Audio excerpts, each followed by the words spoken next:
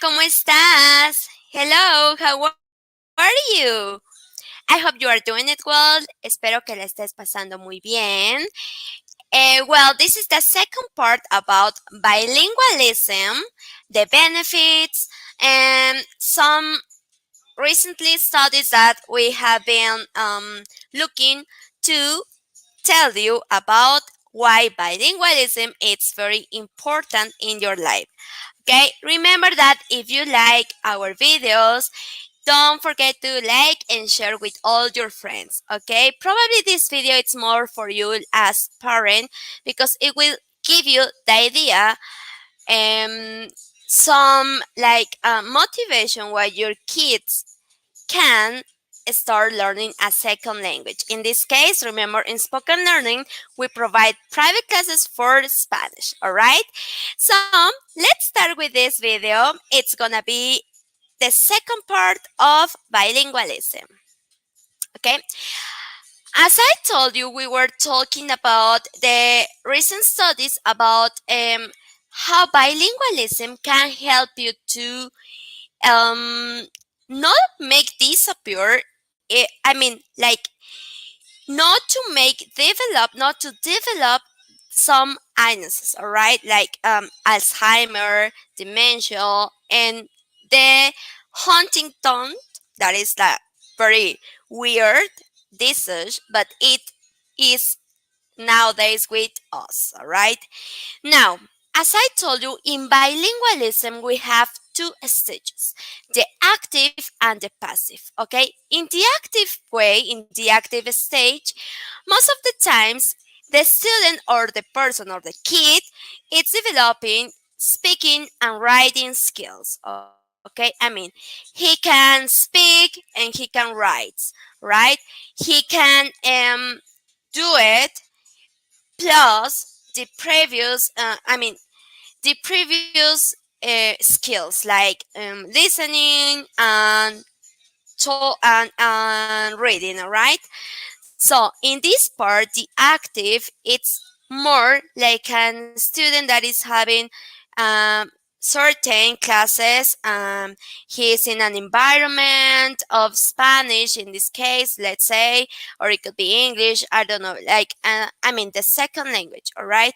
Now, in the passive way, it is more for kids that one of their parents speak another language and the mother or father speak different language. Okay, in this case the children or the kids, they don't have like a really huge development in this language as the second language. For example, they just read and they just listen. All right.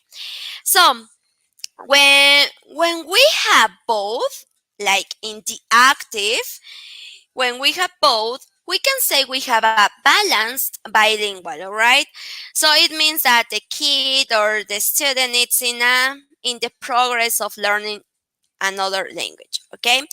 Related with this, with this phenomenon, we have a recent study with Mariana. Okay, we can pronounce it in this way in Spanish, Mariana Posic. She is from Bosnia, okay? She is bilingual. She speaks her mother tongue plus English. So she has many studies about the bilingual advantage in extends beyond the domain of language. Okay, this study is basically focus in how a person who is bilingual, who speaks two or more languages, has a really huge I mean like a focus. It focuses in the consequences of knowing language, in the cognitive consequences, sorry. Okay. In her study of human language, she, with University of Cambridge, are not interested in grammar or literature like other studies, okay? In this case, she's more interested in the way how the student produces, all right? How it's in the real context, how the student speaks, and so on, all right? So there are some statements in this study. It says, bilingual are better at ignoring irrelevant information. And crucially, this extends beyond languages, okay? For example, if someone speaks to you and there is background noise, you can ignore the interference to focus on your interlocutor. There are quite a few studies that suggest these effects, but there are some drawbacks. I think we have to investigate more about it, but in fact, this study it's just to focus in how the students that are bilingual they just ignore certain things that are not important for a monolingual student, okay? Another statement in this study it says that children who speak only one language have more vocabulary, okay? I have to tell you something. If your children is learning a second language, their vocabulary it could be limited, right? But if you are counting the number of words when they grow up, it's gonna be the double. All right. For example, let's say that a kid knows 100 words in his mother tongue. But if he's learning another language, when he's gonna be like 15, this student he is gonna have the double, 200. All right. So bilingual children have a more limited vocabulary in their respective languages than monolingual ones. um, those who speak two languages have two sets of labels for each concept and access each one less frequently. The links between each label and each concept are weaker than in monolinguals, so they may have less vocabulary in each language and may take a little longer to access. However, bilingual children have greater metalinguistic knowledge about the language. There are very elegant studies that show that bilingual children understand better the abstract relationship between this is what is called something and this is that something. They know that same concept can have different labels in each language. All right. So this is according to the stages of bilingualism. Um, According to some studies, they said that the analytical um, and logical side of the brain and the emotional and social brain are both in the same when you are bilingual. When you are not, when you are monolingual, you used to have one more like predominant, right? But in this case, when you are both, you can have like a balance in both. We call this critical period hypothesis, all right? So, why do kids can learn faster than adults? Okay, this is about plasticity, okay? Plasticity means that the brain it's more like you can like manipulate it easier in a kid in a children, sorry, than the adults, all right? It doesn't mean that we as adults we don't have this plasticity. We have it, but not like easier than the kids, all right? That's why we can change even adults. We can develop another skills, all right? There is a stage, I think it's like 60 years over, they cannot change a lot. They cannot acquire new knowledge because the plasticity in the brain it's not like you can manage it. You can manipulate it, okay?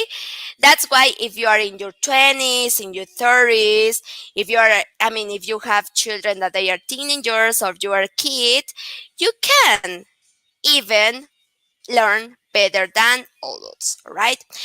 So I'm gonna end this with another study that I liked a lot. This is the study related with parents and with children. All right. How's this study? This study it's called Back and Forth Exchanges Boost Children's Brain Responses to Language. Okay, this study finds engaging your children in conversation is more important for brain development than dumping words on them. Okay, this is with the Professor Rachel Romeo. Okay, it is developed in Sync Agency. Okay, if you look for it, you will find the official page in this agency, and it was published on February 2019. Okay, so this study it's basically um, says that when two people speak in a foreign language, they have another connection than speaking in their mother tongue. Okay? Something that I liked that she said, it's the important thing this is it is not just to talk to your child, but to talk with your child. It's not just about dumping language into your child's brain, but to actually carry on a conversation with them. Okay, this is a bold study from several universities, such as the University of Toronto, where it explains how brainware synchronic occurs in a scientific context. Okay, so as you can see, we have a lot of benefits to be bilingual, not just for kids, also for adults. Even more, to speak as a fluent native speaker, it's more about it. It's to make you a better quality life, right? In a lot of areas in your life. So remember that in spoken learning we have native Spanish speakers, and we provide these private classes that we help you to increase your vocabulary or any skill or even any topic that you are struggling with. We can help you. Okay, that was everything for me today. Remember, if you have any questions, you can always leave your comments or send us a message. See you in the next. Nos vemos. Have a nice Sunday. Ten un lindo domingo. Remember to call or text at 832-413-3166. Recuerda marcarnos o mandar mensaje al 832-413-66. Nos vemos. Hasta la próxima.